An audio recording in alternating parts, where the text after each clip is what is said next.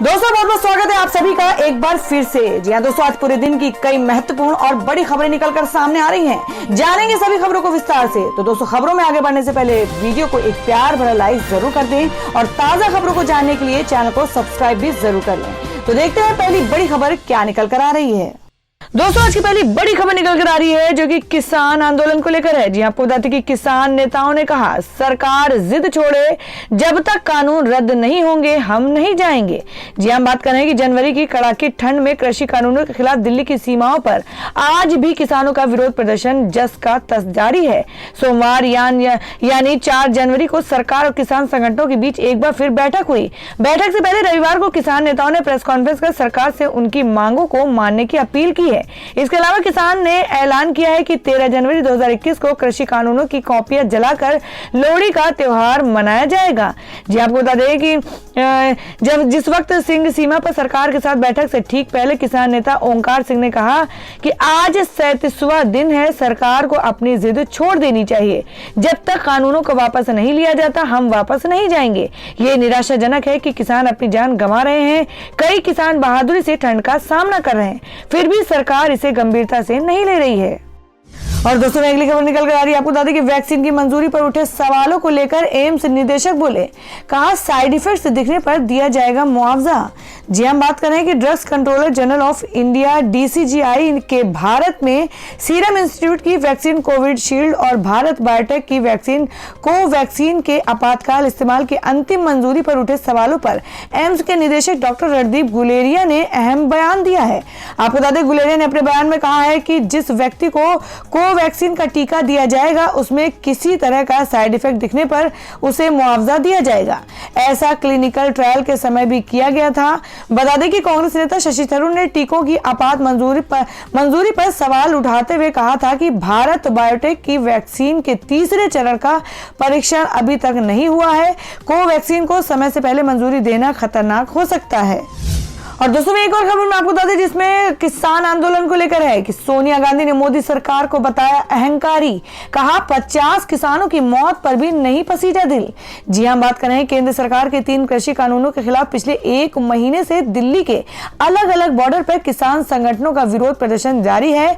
कांग्रेस अध्यक्ष सोनिया गांधी ने रविवार को किसानों के समर्थन में बयान जारी कर केंद्र सरकार पर जमकर हमला बोला है। उन्होंने कहा कि देश की आजादी के बाद से पहली बार ऐसी अहंकारी सरकार सत्ता में आई है जिसे अन्नदाताओं की पीड़ा दिखाई नहीं दे रही है। सोनिया गांधी ने इसके अलावा किसानों की मौत का भी मामला उठाया है। जी आपको बता दें कि दिल्ली के सीमाओं पर अपनी मांगों के समर्थन में 39 दिनों से संघर्ष कर रहे अन्नदाताओं की हालत देखकर देशवासियों सहित मेरा मन भी बहुत व्यथित है। आंदोलन को लेकर सरकार की बेरुखी के चलते अब तक 50 से अधिक किसान जान गंवा चुके हैं। कुछ ने तो सरकार की उपेक्षा के चलते आत्महत्या जैसे कदम भी उठा लिया, लेकिन बेरहम मोदी सरकार का ना तो दिल पसीजा और ना ही आज तक प्रधानमंत्री या किसी भी मंत्री के मुंह से सांत्वना का एक शब्द निकला। तो दोस्तों, खबर में आगे बढ़ने से पहले जान लेते हैं आज के माइंड क्विज के सवाल को। आज का सवाल है आपको बताना है कि झारखंड के मुख्यमंत्री का क्या नाम है। इसका जवाब आपको वीडियो के नीचे कमेंट बॉक्स में देना है और सही जवाब देने वालों को रैंडमली सिलेक्ट किया जाएगा और वो जीत सकते हैं एक बम्पर पुरस्कार। तो बढ़ते हैं अगली खबर की ओर। और दोस्तों, अगली खबर में आपको बता दें कि वर्क फ्रॉम होम के लिए सरकार ने जारी किया ड्राफ्ट। अप्रैल में लागू हो सकते हैं नए नियम। जी हम बात कर रहे हैं कोरोना वायरस यानी कोविड-19 महामारी के कारण ऑफिस के वर्क कल्चर में काफी बदलाव देखने को मिला है। कोरोना वायरस के संक्रमण को रोकने के लिए कार्यस्थलों पर वर्क फ्रॉम होम की सुविधा भी दी जा रही है। इसके तहत कर्मचारी अपना ऑफिस का काम घर से ही कर सकते हैं। वहीं अब सरकार ऐसे नियम लाने का विचार कर रही है जिसके तहत कर्मचारियों को वर्क फ्रॉम होम के विकल्प को चुनने का मौका मिल सकेगा। श्रम मंत्रालय ने इसके लिए शुक्रवार को एक ड्राफ्ट जारी किया है। इकोनॉमिक टाइम्स की रिपोर्ट के अनुसार एक नए कानून के ड्राफ्ट में माइनिंग, मैन्युफैक्चरिंग और सर्विस सेक्टर के कर्मचारियों को शामिल किया जाएगा।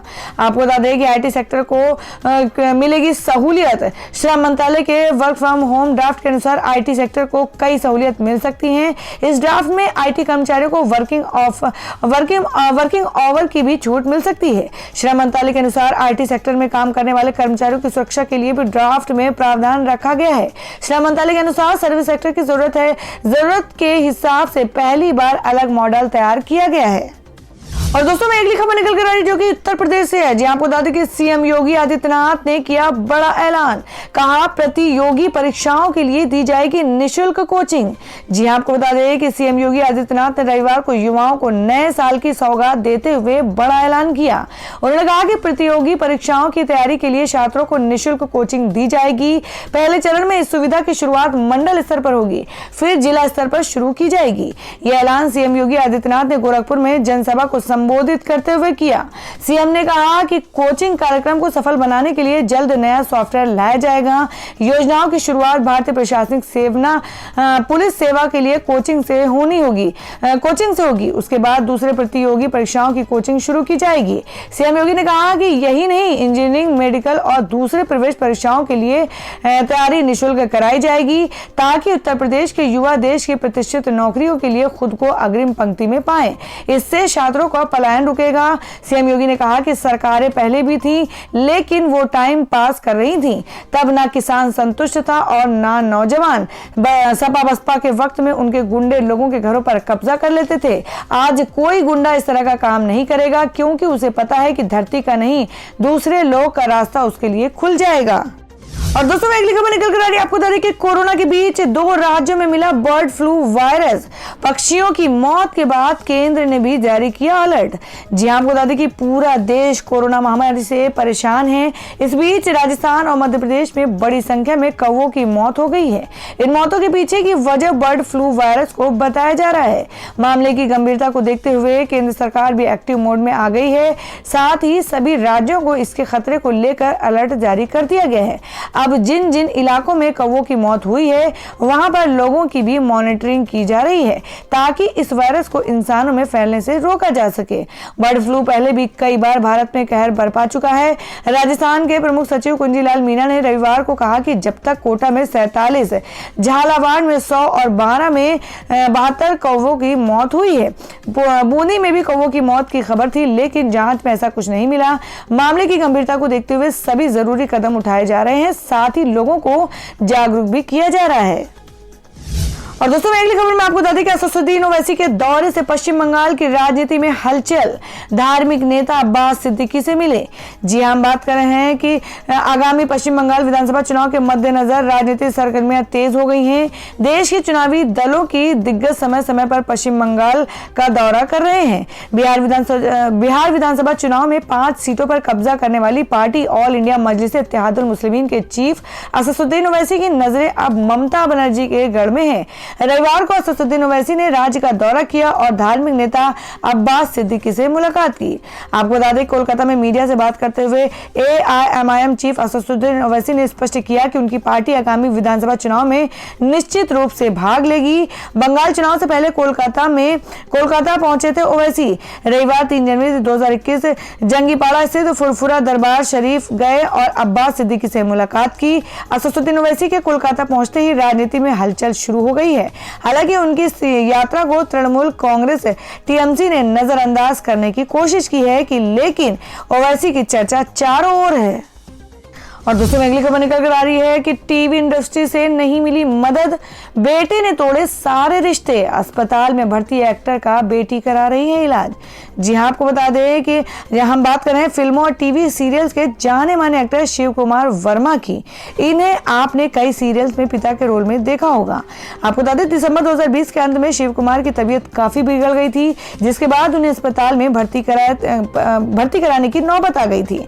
हालांकि अब अभिनेता शिव कुमार को अस्पताल से छुट्टी दे दी गई है और अब वह लौट आए हैं। इस बीच उनकी बेटी ने एक इंटरव्यू में अपना दर्द बयां किया है। आपको बता दें कुछ मीडिया रिपोर्ट्स के मुताबिक शिव कुमार की बेटी राजसी वर्मा ने बताया कि फिल्म और टीवी इंडस्ट्री से अपील करने के बाद भी उनकी मदद के लिए कोई आगे नहीं आया।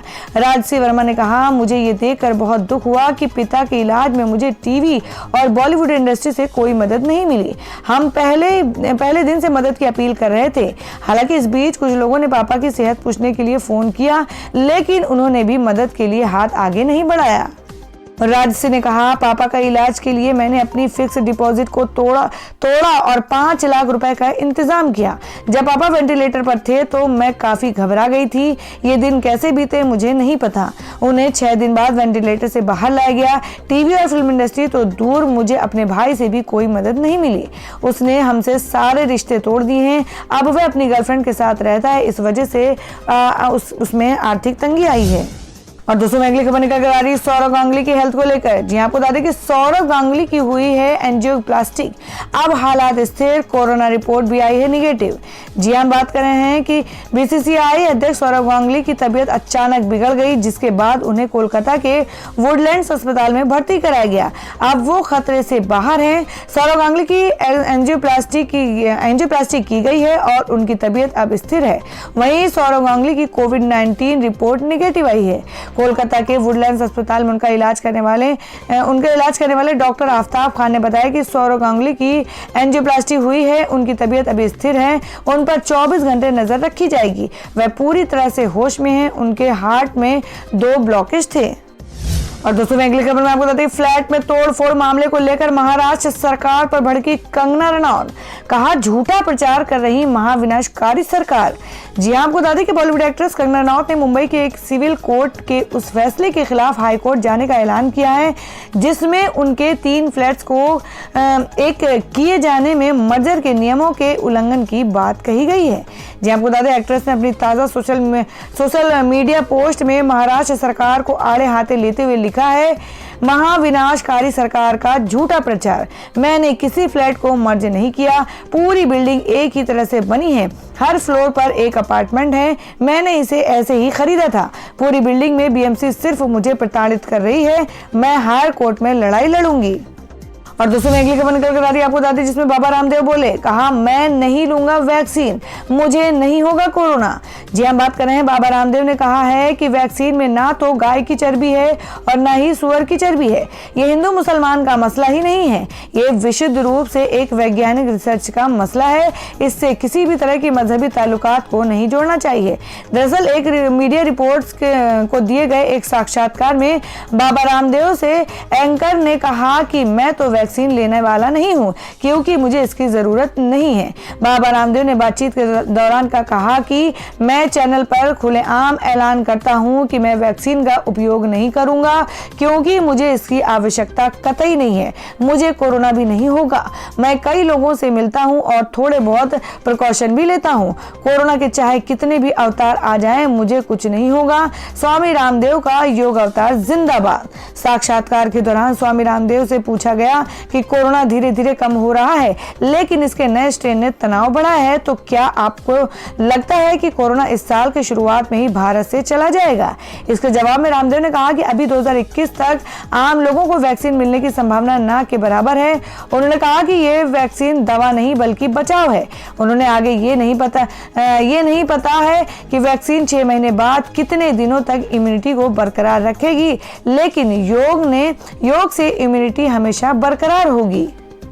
तो दोस्तों खबरों में आगे बढ़ने से पहले एक बार फिर से आपको याद दिला दें कि अगर आपने अभी तक हमारी वीडियो को लाइक नहीं किया तो जल्दी से वीडियो को लाइक कर दें, क्योंकि आपका एक लाइक हमारे लिए बहुत ही महत्वपूर्ण होता है। और अगर आप हमारे चैनल पर नए हैं तो चैनल को जरूर सब्सक्राइब कर लें और बेल के बटन को भी जरूर हिट कर दें।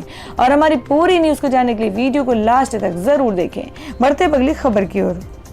और दोस्तों मैं अगली खबर निकल कर आ रही है, जिसमें आपको बताते हैं गुजरात के स्थानीय चुनाव के लिए आम आदमी पार्टी ने घोषित किए हैं उम्मीदवार। जी हां, आतिशी बोली, बीजेपी का विकल्प बनेगी पार्टी। जी आपको बता दें कि अहमदाबाद में आम आदमी पार्टी यानी आप ने रविवार को कहा कि वह गुजरात में आगामी स्थानीय निकाय चुनाव में सभी सीटों पर अपने उम्मीदवार खड़े करेगी और पार्टी ने 504 उम्मीदवारों की पहली सूची जारी की है। पार्टी ने भरोसा जताया है कि वह राज्य में सत्तारूढ़ बीजेपी का मजबूत विकल्प बनकर उभरेगी। आपकी प्रवक्ता एवं दिल्ली में विधायक आतिशी ने गुजरात में नगर पालिकाओं, नगर निगमों, जिला और तालुका पंचायतों जैसे स्थानीय निकाय चुनाव के लिए उम्मीदवारों की पहली सूची जारी की है।